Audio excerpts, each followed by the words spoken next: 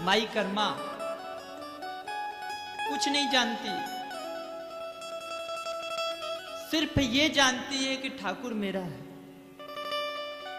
बचपन से ठाकुर जी की सेवा करी, करते करते वृद्ध हो गई और जगन्नाथपुरी में आके रहने लगी। हमेशा ठाकुर जी के लिए बड़े भाव से भोग बनाती और उस भोग को पाने के लिए साक्षात जगन्नाथ भगवान कर्माबाई के यहां आते थे। हालांकि कई संत जन कहते कि कर्माबाई का नाम कुछ और था, पर ठाकुर जी क्या था कि मंदिर से आते तो प्रातः कालीन आरती के पहले, पट खुलने के पहले ठाकुर जी कर्माबाई के पास आते और कर्माबाई के पास आते तो कर्माबाई से कहते, मैया जल्दी कर माई, जल्दी कर माँ, जल्दी कर माँ। तो इसीलिए ठाकुर जी कहते थे जल्दी कर, क्योंकि मुझे जल्दी मंदिर जाना है। अगर मेरे पहुंचने के पहले वहां पट खोल दिए तो वो लोग मुझे नहीं पाएंगे, जो अर्चक हैं, पंडित लोग हैं, तो सब गड़बड़ हो जाएगी, इसलिए जल्दी कर माँ। इसीलिए माई का नाम ही पड़ गया कर्माबाई। मैया को कोई पूजा की विधि नहीं पता, कोई कृत्य नहीं पता, किस तरह ठाकुर का भोग लगाना है, कैसे पूजा करना है, कैसे पाठ करना है, कैसे व्रत नियम करने हैं। बस मन में भाव है कि ठाकुर जी मेरे हैं और ठाकुर जी को सुबह सुबह भूख बड़ी तेजी से लगती है, इसलिए ठाकुर जी के लिए भोग बनाऊंगा।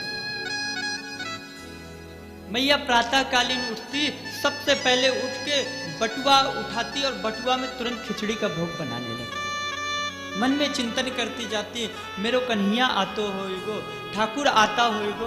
अब महाराज बड़ी जल्दी में रहता है, बहुत जल्दी में, इसलिए जल्दी जल्दी खिचड़ी बनाऊं ताकि जल्दी से ठाकुर पा सके। पता नहीं किस बात की जल्दी रहती है, अरे आराम से पावे कोई दिक्कत थोड़ी है, पर उनको तो बड़ी जल्दी रहती। मैया चिंतन करती हुई और खिचड़ी बना रही, मन में कन्हैया की लीलाओं को सोचती जा रही। ठाकुर ऐसे आवे, ऐसे बैठे, ऐसे मेरे साथ खेले और फिर ऐसे बैठ के खिचड़ी पावे।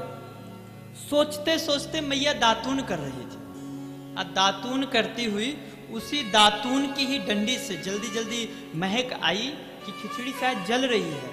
तो मैया दौड़ती हुई आई और उसी दातून से, अब जल्दी जल्दी करछी याद नहीं आई, तो उसी दातून से खिचड़ी को चला दिया।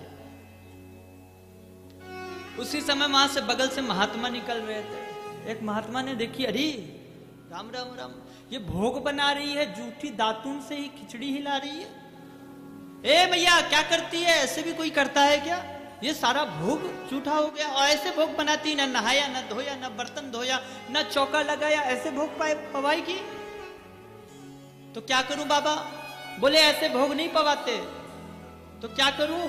बोले पहले शुद्ध जल से स्नान कर, स्नान करने के बाद शुद्ध जल लेकर आ, सारे बर्तन को मांज, उसके बाद चौका लगा, फिर शुद्ध अवस्था में वो भोजन को बना, फिर ठाकुर जी का भोग लगा। अब आज तो ठाकुर जी पाके चले गए, दूसरे दिन हुआ।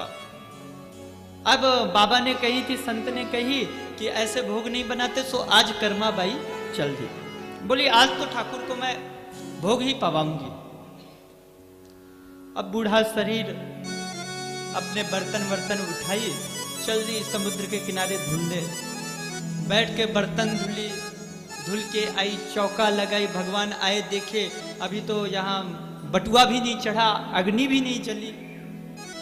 ठाकुर ने कहा मैया ये क्या कर रही है? मुझको भूख लगी है, मंदिर खुलने वालों, मंदिर को पट खुल जाएगा, फिर मैं भोग कैसे पाऊंगा?